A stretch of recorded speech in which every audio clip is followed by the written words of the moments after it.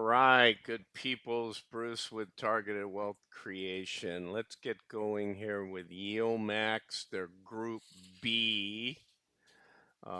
In the group, as you guys know, these are monthly distributions with the exception of Ymax, Ymag, and Lfgy, FLGY is going to pay. That's the crypto-oriented new fund that launched on the 15th.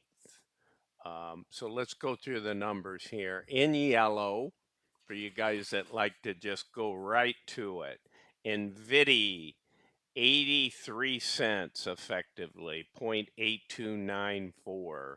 The closing price yesterday, the 28th, is 20.68, giving us a 48.13% yield. Not that great for Nvdy, but hey, if you could sustain 30 or 40% over multiple years, you'd be very wealthy.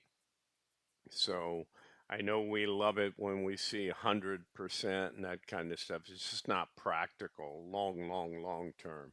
Okay, so let's jump into some more. So Facebook, right? Fby, Meta, whatever you want to call them, had a nice distribution, almost 64 cents. Um, it went from, look at the history here, it went 53, 9, almost 93, 83, down to 37, a huge drop, right? And then 44. Now, why do I have Jan 1 and Jan 2? Because there are two payments in January. The way it works out when you do these um, monthly sometimes, that you're going to get 13. It's just a function of when they duplicate. And this happened to happen in January. So as a reminder on the dates right up here, 129 declaration date, okay, Wednesday. Buy on Wednesday if you want to receive this. Anytime on Wednesday, you should be fine. I say regular hours, sometimes in after hours, depending on the brokerage, you get credit or don't get credit. Clearly, the ex-dividend date is Thursday, January 30th. Pay date is 131, Friday, this last day of January of 2025. Okay. So Jpmo, nice payout. Look at this. 69.29. I don't know what that banker is making some bank. So as a reminder, red and green. What is red and green and what is white? White means no change because it wasn't relevant. It didn't pay previously. So when I go to get the payday, which is the day before declaration, the last close, okay, I use for the yield, which is what the funds use. And I look at the price. Did the price go up or down from the previous month or previous week? Okay, if it's a weekly. So in this case, Nvdy went down. Okay. Facebook Meta went up. Jpmo went up. Mrny. Nice distribution. Well, they've had some 47, 37, 40, dropped to 22, 25, so it's trending up. Yes, I know, guys, I could make these red or green here. If somebody really has a strong inclination and I get a lot of people, I don't think most of you care. You just want to know the number.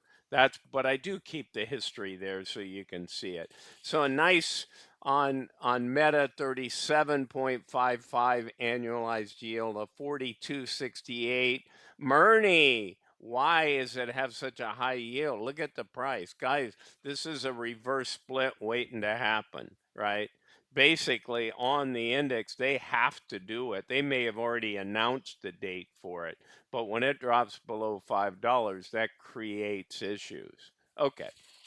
So GDXY, a nice payment. We had back in September and October, 260-cent payments. Then it went 48, 37, 34. Now we're back to basically a almost 60-cent payout. 46.17 yield. Well, GDX should do very well. I'm looking for the GDX to go to $60 this year. it's in the mid to high 30s. So that gives you a feel for where I see that going over time. Does that mean it might not go down in the next month? Certainly it could. Okay, dips. Dips had a 50-cent distribution. That's pretty, other than, remember, dips is the inverse of Nvdy, peeps. Okay. So, chips and dips. Somebody, Jay made that infamous remark that his team laughed about that. Nvidia having, they're more than chips, but they put chips together to create these GPU infrastructure. So chips and dips, right in line, except for this, $1.20 when it was going the wrong way. But look at Nvidia at that time. So it's kind of, there's not a perfect, that inverse relationship everybody thought. It's not exactly. Buy them both, and when one's doing well the other isn't, and then it switches. Not exactly. All right, Babo, right, the Chinese fund, down. I mean, this had 70 cents, $1.29, 82, 72, 44, and we were up at 46.93. So fascinating on that. Palantir. You guys know I love, love, love Palantir. This is probably unique. It went from $70 to 69 in the previous month. It was a buy not too long ago. It dipped, I think, down into about $60. Let me look at the Palantir chart. Not Yeah, we're back to 80 and it dipped down to about 65. So this, I'm talking Palantir itself. Okay, what did Plty do during that dip? Yeah, it went down to about 58 was the low on the day 3 days ago. So it's recovered pretty nicely. It's had a high of about 76 looking at the chart. All right, guys. And again, I love Palantir. I mean, they pay really well here. But again, if you love, love, love something, it may not be like Tesla. Tesla hasn't been a good yield max income fund along with NAV holding any kind of value. I mean, it went a year and a half and was about break even when you have all that great dividend yield with your NAV loss. So you got to respect some funds and just see, Misty on the inverse done really well. Coney hasn't lately. Coney did really, really well in different groups. All right, guys. So Ymax and Ymag, not so good when you look at the individual distribution. I mean, they look 14 cents, 18 cents, and then you multiply it out and you say, okay, 52 weekly payments, you're 45.52, but they continue to decline. Um, so I'm using 7.2 prices. Next month, I'll adjust this to early August, right? So I'm going with 6 months of payments. Now, some of these funds haven't been here long enough, like Palantir. Look at it, it's had 4 payments. But look at the money in Palantir in 4 payments. $12.11, right? Now, granted, this one came out at $50. Okay, so you gotta consider that. But if you multiply that times 3, which is what you would do in 4 months to get 12 months, you would have $36, almost $36.50 on a $50 stock. Now, it's not as good as what Misty did, but Misty was really insane, and at times MSTR is. But it can go the other way. Misty goes $20 launch, runs up to 45, eventually pulls back to 20, goes into the low 40s again. And what is Misty again now? All the time paying, I think a couple of dollar payments, but a lot of 2, 3, and 4. Misty's 26. It hit mid 25s the other day. Um, So it's hung in there, but you know, if you look at MSTR, you can get 100% on when that thing runs in 4 or 5 days.